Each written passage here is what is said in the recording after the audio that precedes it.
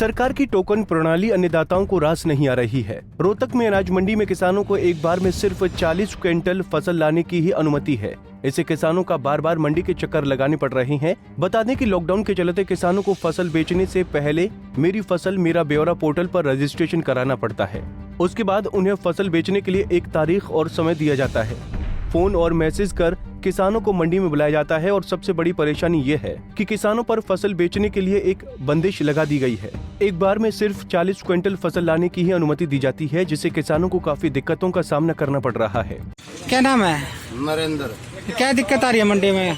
दिक्कत ये आ रही है, कल तक ठीक ठाक, बार बार टोकन छोटे। कल से ऐसा था, एक किसान है कितने गेहूँ ले सकता था, उसके जितने चढ़ रहे थे रजिस्ट्रेशन एक बार में दे रहे थे टोकन काट के।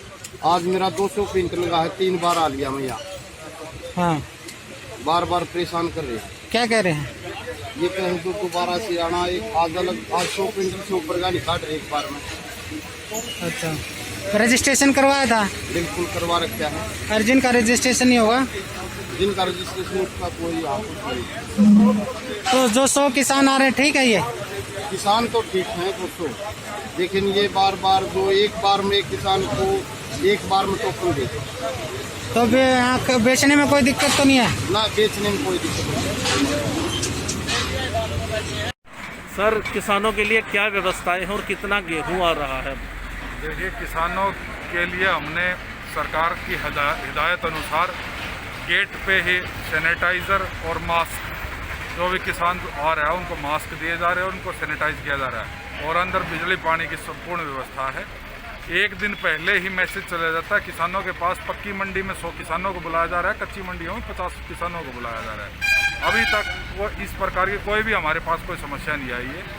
हम कंटिन्यू गेट पे भी और ऑफिस में भी अगर कोई छोटी मोटी शिकायत या समस्या आ रही है, उसका मौके पर निदान किया जा रहा है। जो हड़ताल थी आड़तियों की, उसको लेकर क्या क्या अपडेट है? देखिए, हड़ताल 2 दिन तक रही थी, उसके बाद आड़तियों ने काम करना स्टार्ट कर दिया। अभी हमारा सुचारू रूप से कार्य चल रहा है पूरे जिले में।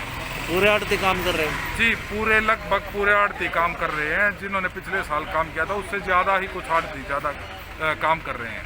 एक टोकन को लेकर भी समस्याएं आ रही हैं किसानों को? देखिए, टोकन जो हैं वो डेली के 100 किसानों को ही एंट्री दी जा रही है।